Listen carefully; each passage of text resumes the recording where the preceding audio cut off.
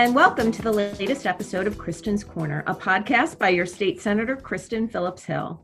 Thank you for tuning in. As we continue our special series on the coronavirus, we continue to talk to those who are on the ground in various industries.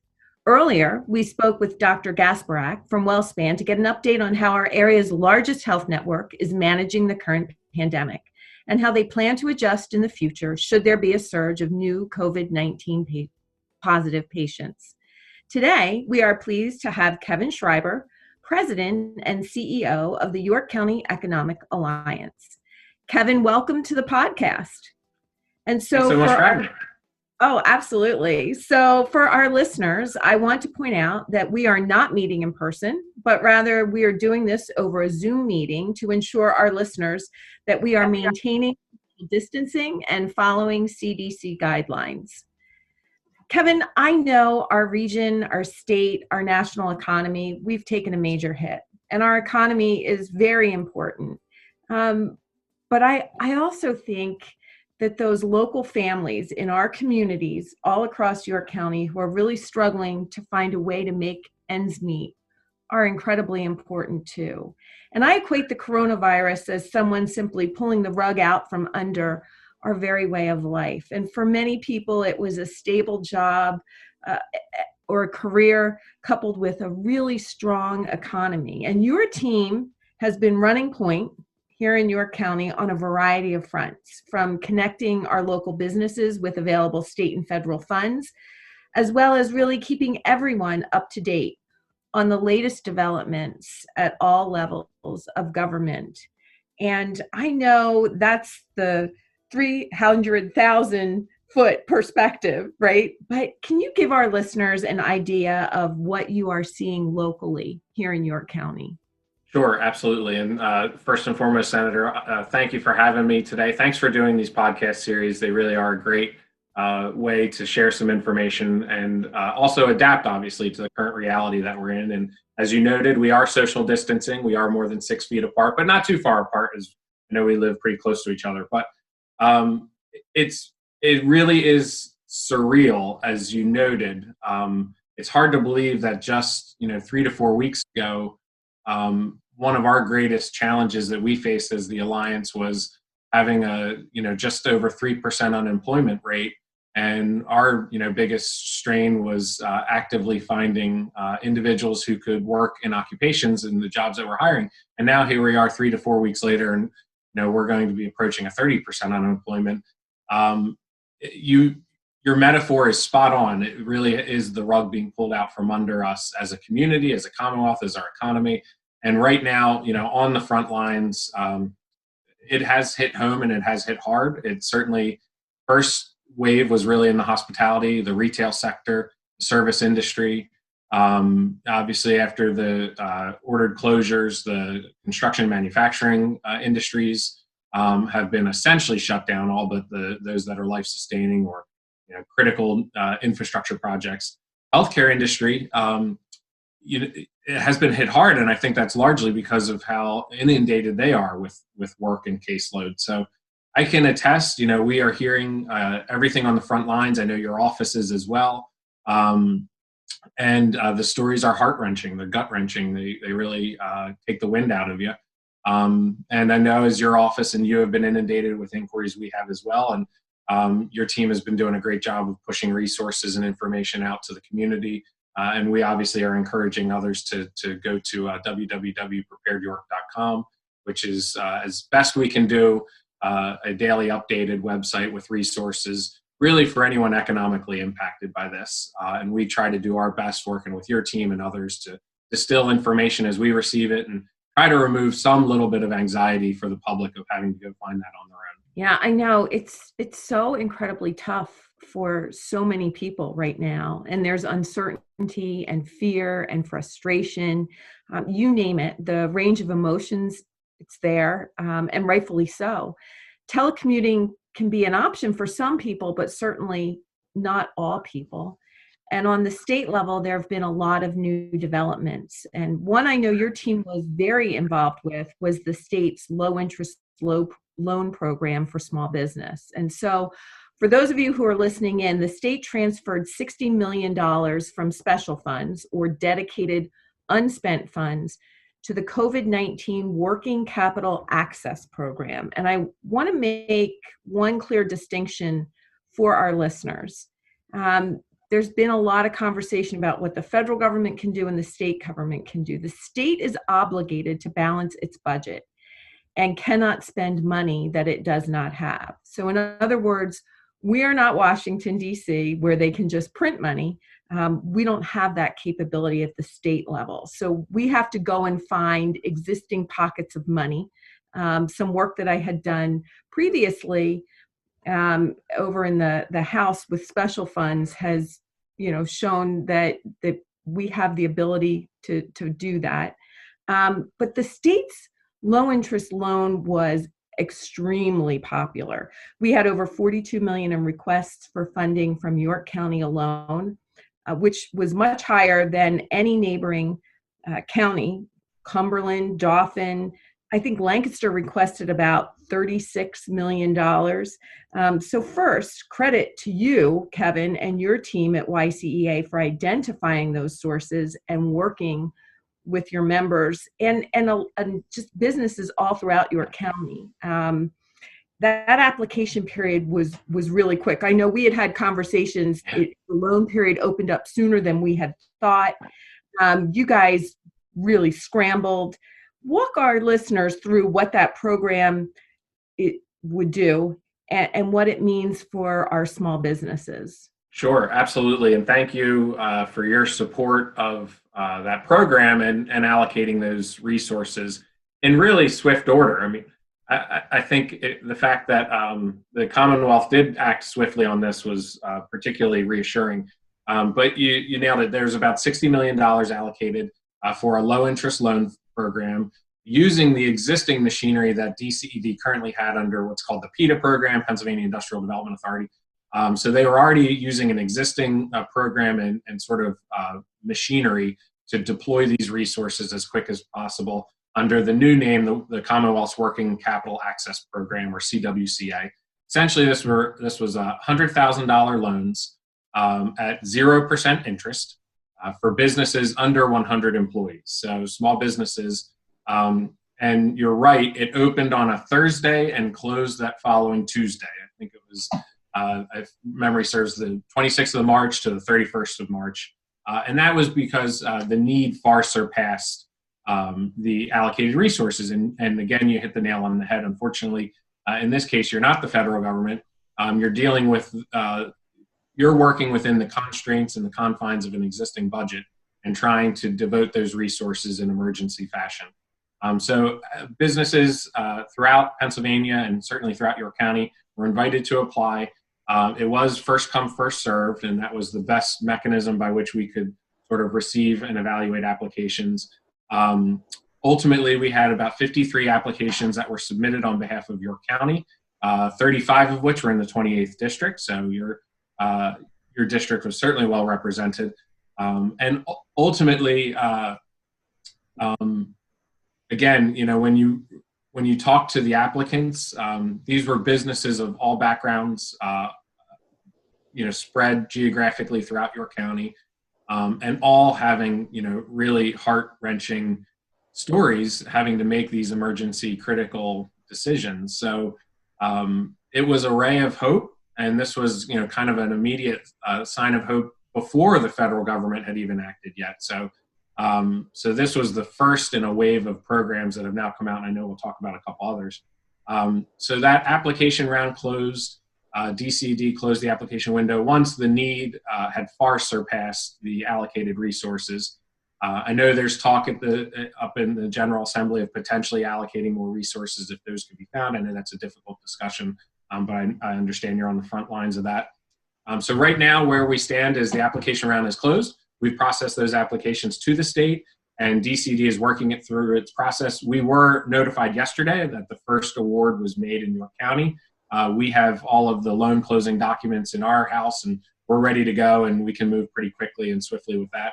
And that first loan does fall in the 28th district, and obviously, hopefully, there are many more to come. And we're working with the team at DCD to make this as streamlined and efficient as possible, because obviously we want to get those dollars out on the street. Indeed, I know it's an important lifeline. And I had my decimal points off when I spoke earlier. It was not 42 million, although that would be wonderful, right? It was 4.2 million in requests from York County, 3.6 million for Lancaster County, and I probably should put my glasses on. If we kept it open a couple more days, it easily would have hit that number, I can attest. So Probably. So let's now transition to some of the recently passed federal legislation that can also help. The CARES Act and the Paycheck Protection Program each have, wow, there's a lot to unbundle there. I know you've been working with our Congressman Scott Perry and Lloyd Smucker, as well as our senators, Senator Toomey and Senator Casey on this front. And these two acts have assistance for pretty much every individual and business imaginable, right? There is assistance for classes of people that I don't ever remember assistance coming to, independent contractors and the self-employed. And so let's start with the CARES Act, which includes those relief checks for individuals and families. What does that mean for families here in York County? And I think it was just announced on Thursday this week, April 9th, that individuals should start to see those stimulus checks that you referenced in the very near future. And you're spot on. I mean, essentially, this is the federal government trying to move as quick as possible as well to provide some assistance to individuals and to households. So, much has been made, and I'm sure most of your listeners know of the $1,200 checks, the stimulus checks that will be cut directly to households. Without getting into too much of the nitty gritty, and I know there are some great tools out there for individuals. Just Google, am I eligible for a stimulus check? And it will give you a calculator to figure that out. But essentially, it's a $1,200 check for an individual taxpayer, which obviously is up to $2,400 for a household with two individual taxpayers or married individuals. You do have a $500 bump for any dependent. And that's for any qualifying child in your household. Sadly, it doesn't count pets. I know if you're advocating for that. I mean, I would say that they're a dependent, and they certainly take up their fair share of the allocated household income. But right now, we're just talking about taxpayers, their children, and once you hit that, essentially it's around a $75,000 household income for individuals. Multiply that by 2 for a married couple, $150,000. Once you hit that threshold, it does start to decline down on a sliding scale. And that's where I would just encourage people to go online, find those resources, and input their information.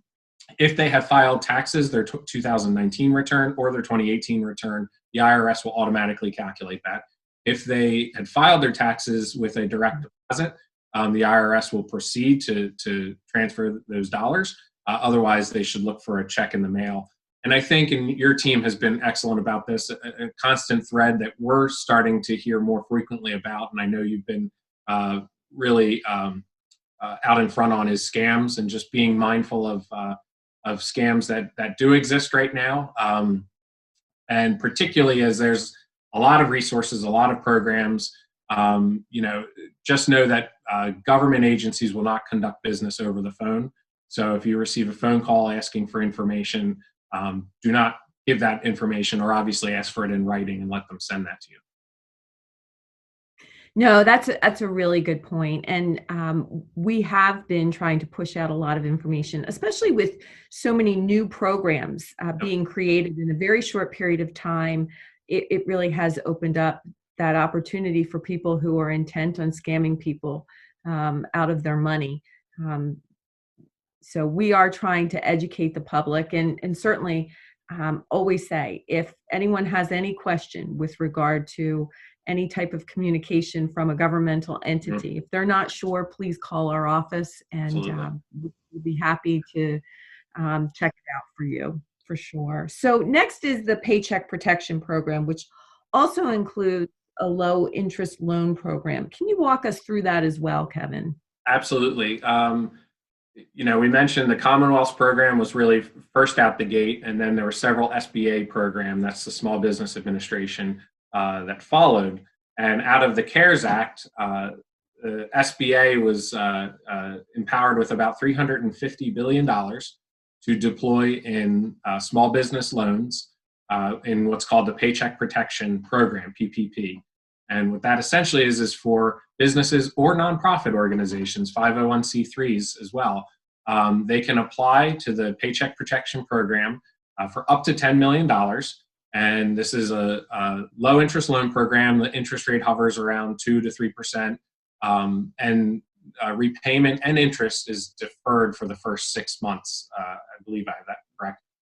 But what's really unique about this program and kind of first of its kind is individuals can apply essentially for their payroll. If you take 8 weeks of what your estimated payroll would be as an organization or a business and apply for a loan, the 8 weeks worth of that calculated amount can ultimately be forgiven off of the principal. So let's just boil that down to kind of an example.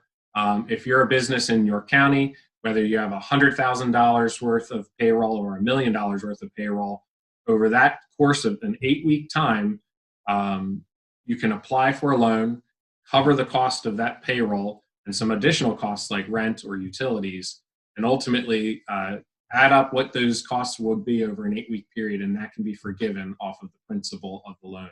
So essentially, this is the federal government issuing a loan to keep businesses going, to keep payroll checks being made, and then ultimately forgiving a portion of that loan, vast majority of it, and it effectively becomes a grant. So this was a swift, kind of decisive act by the government to try to keep businesses operable and provide them with some much needed cash during this shutdown period. And on that front, Kevin, I've heard that it's better to connect and apply through your existing bank or financial institution rather than going through the Small Business Administration. What are you finding? Is there any truth to that? Absolutely. We have been encouraging, and again, you can, if individuals are interested, they can find information on preparedyork.com. But absolutely, these programs, the SBA Paycheck Protection Program, and there's another SBA loan program, the Emergency Loan Fund, both of which can be applied directly through a bank. So if you are interested in paycheck protection, if you're a 501c3 or for-profit business, contact your bank. If you have an existing banking relationship, start there.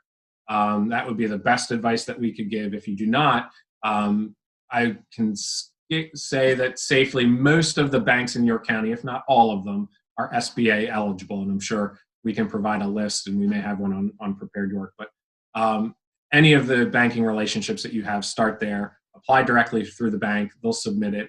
And this is another one where we would encourage people to move quickly.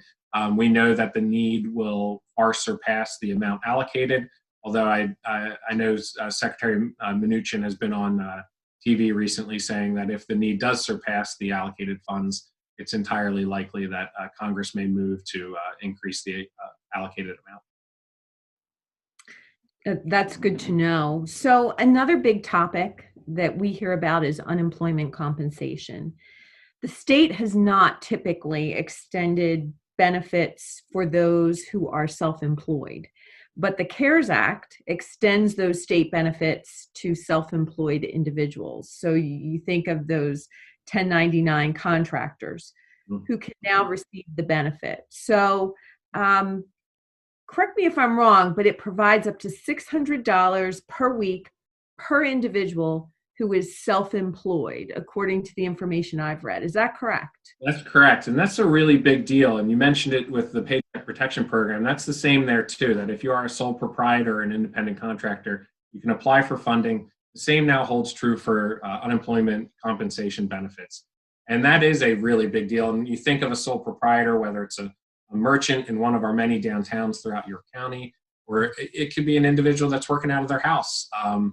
That has a home occupation or even has a side hustle on Etsy. But these are all individuals that have been dramatically impacted by this crisis, and they are now eligible to receive unemployment compensation benefits. The the CARES Act did a couple things. One, provided that benefit, it extended it to sole proprietors. It also waived the wait period. You used to have to wait about 2 weeks before you could file for unemployment. You can now file immediately. And it added an increased $600 benefit to the unemployment compensation. So that $600 does sunset at the end of July. Now, beyond you or I if Congress may extend that. And I think right now we don't know quite yet what the duration of this crisis will be. And I'm sure they'll take that up if the time be. But that $600 caveat is important for individuals to know. It's not just an increased bump in pay. If the individual is truly unemployed, they're eligible for that $600. It sunsets the end of July. And if the occupation, if the employer goes back into business and is up and running again and attempts to hire that individual back and they decline that, then that $600 goes away as well. So there is an incentive to get people back onto the payrolls pretty quick.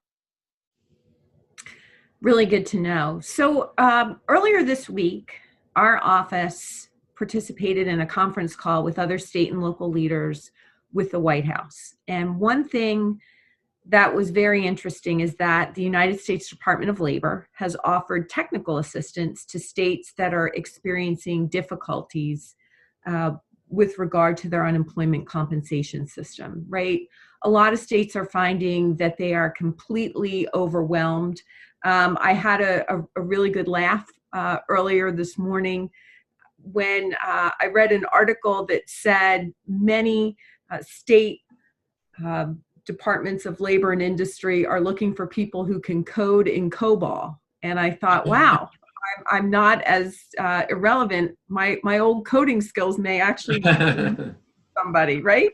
But I don't think our state was one of those that was identified as having that problem. But our state has had many problems on this front, and think that this may be something worth looking into, especially as so many men and women are really counting on those funds. What other updates can you provide, whether it's federal, state, or local, on COVID-19 related assistance? I mean, boy, how many conference calls do you live on by day nowadays? It really is amazing how quickly we've adapted to this new normal, this new reality. And thank you again, Senator, to you, to your team. Your team has been phenomenal with working with ours too. And there is just a deluge of information out there. We know the public feels it. We know they see it. And the legislative process intricately, and how things change on an hourly basis in the General Assembly. Imagine that exponentially in Congress. Our respective teams are working constantly to absorb the information, to distill what is relevant and important to the public, and try to communicate that out. So, if the general public has questions, as you noted earlier, call your office, call our office, check out your website, check out Prepared York. I know your team has been very accessible and responsive, as you are. So we encourage people. There is some level of anxiety we're all living with the level of uncertainty right now, the unpredictability, and just that this is new. There's really no playbook. Again, your metaphor of pulling the rug out is so spot on. This crisis has pulled the rug out from individuals, from households, from businesses, and from government. So I think there are a lot of people that are moving quickly, adapting quickly. And we know that there will likely be additional legislation to address the kind of continuing evolution of this crisis. So I know whether it's at the state level or at the federal level, our respective teams are working, in tandem to try to get that information out. We know that, again, if the duration of this is not yet known, if it continues, I'm sure Congress or the General Assembly will take additional measures. We know there's going to be continued things like landlord-tenant issues that may come up. So we just encourage people to breathe, to be patient with all of the parties they're dealing with. We understand that there is a level of duress that everyone is working under, but to try to appreciate that we have a lot of good people on the front lines that are trying to do their best and receive information and distill that out and get it out as best as possible. Yeah, and we really have an incredible workforce here in York County. And we've seen so many local employers really stepping up um, for their workforce, for their employees, and for the entire community. Do you have any stories that you can share with us from the trenches here in York County about the great response that you have seen? Oh my gosh, yeah. They say necessity is the mother of innovation. We're seeing that absolutely occur on the front lines, every day here in York County. We've been tested as a country before, certainly as a Commonwealth, and in York County we have, and we've consistently risen to that challenge. Much has been made of the acronym PPE. People have probably heard that pretty regularly right now, and that's personal protective equipment. We with our partners, be it Manufacturers Association or Mantech or Hanover Chamber, have initiated a local sourcing program, and that's really to connect producers and manufacturers of PPE, whether they're in that industry pre-COVID-19 or are shifting their focus to try to meet that demand and be part of the solution. So whether it's connecting those producers of PPE with those who need it, and that could be our healthcare systems like WellSpan or UPMC, it could be first responders or EMTs. And now, obviously, there is a high demand for masks, and so we've seen that tick up. It was very early into the crisis. We were contacted and had a conference call with WellSpan on the subject of PPE. We were fortunate to have Harley Davidson and a great the manager of the plant in York, John Mockney, was on the line. We hung up the call. He messaged me that they would be delivering face shields, the same face shields, not quite that their welders would use, but that their painters would use. Within hours that same day, Harley Davidson delivered face shields to WellSpan that were immediately put into use by their doctors. That's kind of the reassuring stories that are out there, and it's good to remain positive and optimistic. Allegheny York is another great example, company right here in York County that has prototyped and already begun producing face shields, plastic face shields for our healthcare providers. And I believe yesterday we actually got word that that they made shipment of their first order of 450 face shields. HACC, York College Nursing Program, because obviously it's not really up in use physically right now. While they have online classes, the nursing equipment was not being utilized, so much of that was donated to nearby York Hospital.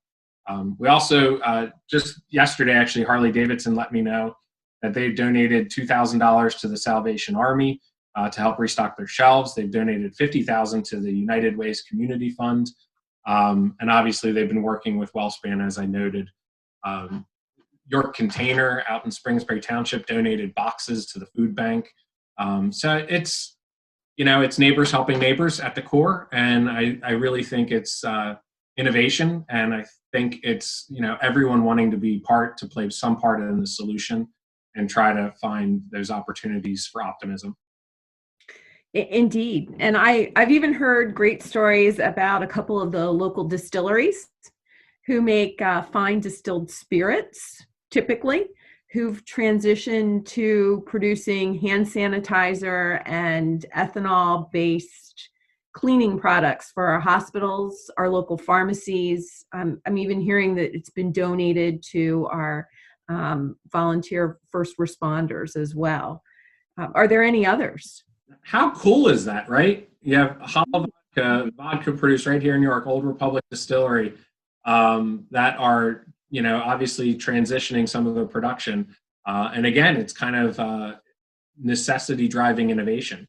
And Hala, has already made public a relationship with Minutes Pharmacy right here, a great locally owned pharmacy. And I know that they're bottling it and they're working with partners like Graham Packaging to produce the bottles and things of that nature. So it really is the embodiment of kind of the spirit of that York plan back in the 40s today. Well, there's no doubt. I've told that York plan story to a lot of people that, when things look desperate, it's usually Yorkers who can come together with a plan to make things right and fix things. So along those lines, the Department of Community and Economic Development set up the Manufacturing Call to Action portal with the goal of encouraging our incredible manufacturers to fill the void for that lack of PPE or personal protective equipment. Are there any details that you can share? Because you and your team actually created your own portal long before the state did. So I would like to believe that, of course, it was York County who led the way there. Yeah, they keep stealing, they keep biting our style. But it's been working well. A couple of those stories I mentioned. And again, if you're an individual or a company that can produce PPE, please check out preparedyork.com. There is a link on there to a Google form where we can play matchmaker and connect you with someone who needs that PPE. The state has now rolled out a statewide manufacturing call to action. The White House did as well. So I think you are seeing, the might of manufacturing throughout our country and right here in York County turn its power to, helping to be part of that solution. And remember, obviously the workforce has changed dramatically, but York County is really still a model of excellence in terms of manufacturing, with nearly twice the state and national average of our workforce and our industry sector being manufacturing. So it's in our DNA, and we're seeing it occur right here locally, and the state following suit. We've talked to our counterparts up at DCED, and we are sharing some of the information in our both of our respective databases or data buy. But they also encouraged us to keep the local sourcing initiative going, because we know that there will be local needs on the ground, whether it's EMTs, volunteers, as you mentioned, first responders, or our healthcare system. So we're going to keep it going. But obviously, as we're learning about producers, particularly those who can meet the scale that's needed for a statewide cause, have production capabilities, have distribution capabilities, we're getting their information out to DCED. It's fantastic. It's so great. I mean, manufacturing really, it's our roots here in York County, and to see us being able to use that to address a new crisis is, it's gratifying. Let's switch gears a little bit. You served as a legislator. Mm-hmm. One of the things that I've always said would be wonderful. I could be so much more effective if I had a magic wand and a crystal ball. Yeah, right. So let's prognosticate a little here. Where are we headed when this pandemic is finally over? That's a great question, and I'd play the lottery if I could answer that for you. Spot on. Don't you wish you had that magic wand sometimes, particularly during the budget season? Absolutely. And this budget season more than ever. Yes, absolutely. I don't envy the challenge ahead of you.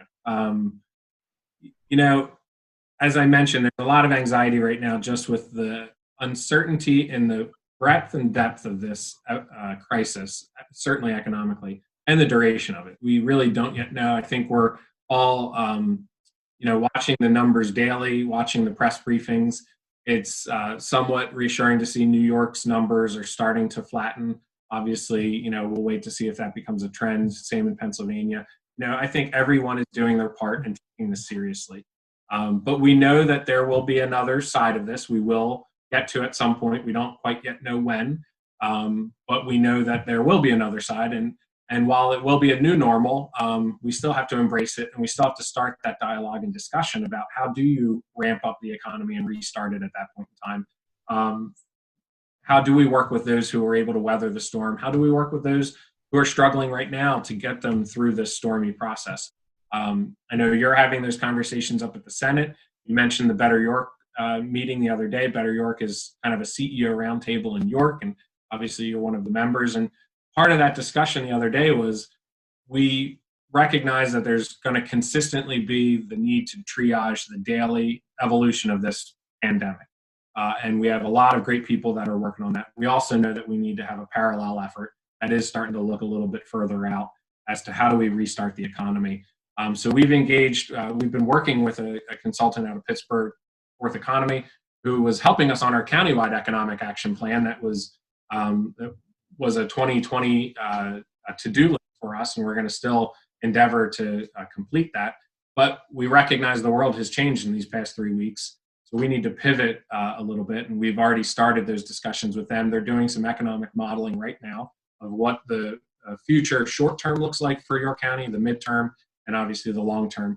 And then it gives us some information and data to process what can we be doing now to start to put in place either policies or programs or really the resources that we need to position ourselves to ramp back up as quickly and as streamlined as possible. So those are some of the discussions that we are starting to have on a parallel effort. I know you're having those in the General Assembly. We'll obviously need our legislators to be part of that solution, as inevitably I'm sure there'll be some package of regulatory reform or programmatic initiatives to, again, mobilize that economy as quick as possible so we can get back to some degree of normalcy, whatever that new normal is. It was very gratifying to attend that Better York board meeting and hear that, you know, the city, the county, everyone here locally is beginning to plan for the future, because I think it was Winston Churchill who said that if you fail to plan, you plan to fail. And so I'm very, very happy to know that we are planning for our future success. And I guess that leads me to my next question, which is, does this reshape our economy completely moving forward? Do we have any sense of how it's all going to work out? It's a great question. And even as recent as yesterday, was talking with someone in our healthcare professionals at WellSpan saying, you know, healthcare will be changed, you know, forever as a result of this. Higher education will certainly be changed, at least in the immediate future, as a result of this. That's again another one where I wish we had a crystal ball or a magic wand. I think we will get to some new normal that will closely resemble life as we knew it 3 or 4 weeks ago. I wish I knew how long it will take us to get back there. My guess is there will be some degree of a slow walk back into that normalcy. I think York County's economy, you know, will remain strong. It will continue to be strong, as will our Commonwealth and the country. We will get through this. Winston Churchill also said, "If you're going through hell, keep going." I think right now we need to, you know, still rally together. I think that's another sign of that we can be optimistic about. This really has brought us back together, you know, in some unifying fashion to answer this cause and to care for the health and safety and welfare of our neighbors. So I do think there will be a lot of lessons learned as a result of this, lessons that our business community will impart into their future strategy and success. I think many more will have their pandemic plans, will have business continuity plans. And those were things that, you know, they sat on a shelf before and were rarely updated and even rarer were looked at. So I think, we'll leave it to a lot of individuals to study this and write peer-reviewed journal articles about this in the future. Or some of our incredible team who are doing their master's studies will write their master's papers on it in the near future. I do think it will reshape us as a country. But I think our economy will remain strong and will rebound quickly once we can get back to that. Well, I love your optimism, and I certainly think that the fundamentals of our economy were very strong before we found ourselves in this situation, and I certainly hope that we're all able to make good decisions to maintain those good underlying fundamentals as we move forward. So before we conclude, Kevin, do you have any parting words of advice or support for those who are adversely impacted by the coronavirus, as well as those employees and businesses who are considered essential? They're really the unsung heroes of this pandemic. Absolutely. It really does take a community, as cliche as that may sound. It's absolutely accurate, you know, and we are all staying home and going through this little bit of pain right now so that we can be together later. All of those frontline healthcare employees, first responders, government employees, elected officials who are really on the front lines right now and are doing their best. So if any parting wisdom, I don't know if I can offer wisdom, but I can certainly say it really does take our community. We are Yoko strong.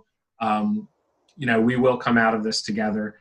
And obviously, with that, it takes empathy, it takes compassion, and it takes patience and resolve. And obviously, we all have to continue to keep our distance, to respect the orders in place, because ultimately that's going to get us through this even quicker. So wear a mask, wash your hands. I've realized how much I touch my face as well. So that's something that I'm going to have to continue to reconcile. But we will get through this together. Well, and you're absolutely right. And of course, folks can always reach out to their legislators, to the YCEA. We're all here to help people navigate and make those connections to get through this difficult time. And I can say that one of my colleagues said early on that our comeback will be greater than our setback. And I think that's very true for York County. Kevin, for our listeners who are interested in the York County Economic Alliance and the updates that you and your team are putting out there regularly, can you tell them where they can find you? Absolutely. And thank you again for having this podcast and the invitation to join you. It really is a great service to the community. If anyone is interested in more information, obviously they can go to our website, yceapa.org. But right now, find out as much as they can on preparedyork.com. So www.preparedyork.com. All of our social media, Facebook, Twitter, and Instagram, or call us, reach out directly. But if they need information, go to Prepared York. If they want to help, that was something that came up the other day at that Better York meeting as well. There are a lot of compassionate people who really do want to help, but obviously we want them to do it safely. There is a section on that website, Prepared York, for YOCO Helps, which will help direct them to the proper channels that they can muster their volunteer effort. So thank you again, Senator. I really appreciate all that you're doing, all that your team does, because we know that they're on the front lines as well. Well, thank you again, Kevin. And we're just so grateful for what you and your team are doing and for what all York Countyans are doing to step up and help one another, whether it's donating blood or donating to the local food bank or just looking in on a neighbor in need. There are so many York Countyans helping other York Countyans. It's again, very, very gratifying. And Kevin, thank you. It was great to have you on the show today. That concludes another episode of Kristen's Corner, a podcast by your state senator, Kristen Phillips-Hill. And today's guest was Kevin Schreiber, President and CEO of the York County Economic Alliance. For more information on today's podcast, please visit my website at senatorkristen.com. And again, this is your state senator, Kristen Phillips-Hill. Thank you for tuning in, and we will talk to you again soon.